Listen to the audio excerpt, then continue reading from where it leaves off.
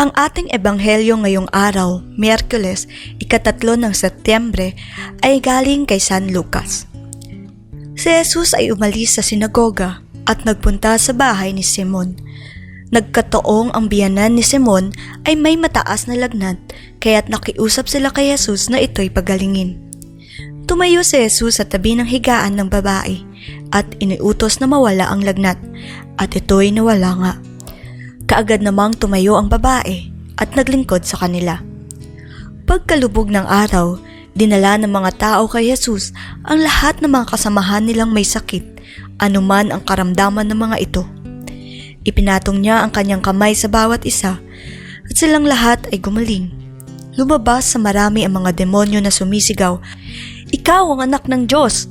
Ngunit sinaway sila ni Jesus at hindi pinahintulutang magsalita sapagkat alam nila na siya ang Kristo. Nang mag-uumaga na, umalis si Jesus at nagpunta sa isang ilang na puok. Hinanap siya ng mga tao at nang matagpuan ay pinakiusapang wag muna siyang umalis.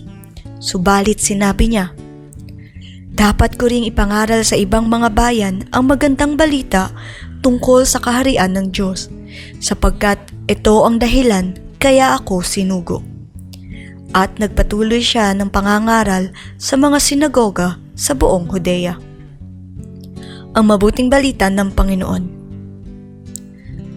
Ang ating Faith Food Reflection ngayong araw ay mula kay Brother Celton Sindo ng Hand of the Sower Catholic Community. Wait lang. Wait lang. Ito ang bukang bibig ng maraming kabataan ngayon kapag sila'y nauutusan. Hirap kumilos, hindi mo agad mapakinabangan. In the Gospel, after Peter's mother-in-law got instantly healed, she got up immediately and waited on them. Pansinin, sa mga dissenting restaurants and mga waiter ay sadyang alerto at hindi basta nakatayo lamang. Laging silang handang mautusan, for indeed to wait is to be ready to serve. Kaya kapansin-pansin ang agarang paglilingkod ng biyanan ni San Pedro matapos siyang pagalingin instantly mula sa matinding karamdaman. Karamihan kasi, kung hindi man lahat ng may matinding karamdaman, abot-abot kung sumumpa sa Diyos mapagaling lamang ng lubos. Ngunit kapag napagaling na, amnesia naman ang kasunod na nagiging sakit nila. Dagling binabaliwala ang binitawan nilang sumpa. Maging huwaran nawa natin ang biyanan ni San Pedro na agarang naglingkod matapos makamtan ang kagalingang inaasam.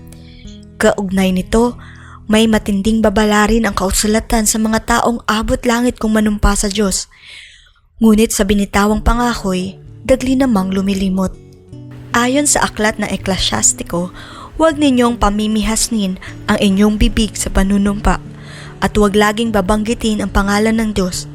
Dumarami ang pagkakasala na taong laging nanunumpa, kaya't ang kanyang sambahayan ay hindi na hinihiwalayan ng sakuna. Kapag siya'y nanumpa ng di totoo, ito'y kasalanan. Kapag hindi niya tinupad ang sinumpaan, dobleng kasalanan. At kapag siya'y nanumpa ng di kailangan, kasalanan pa rin.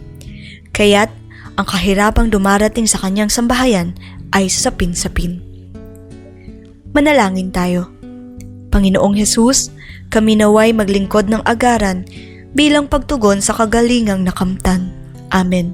Sa ngalan ng Ama, ng Anak, at ng Espiritu Santo. Amen.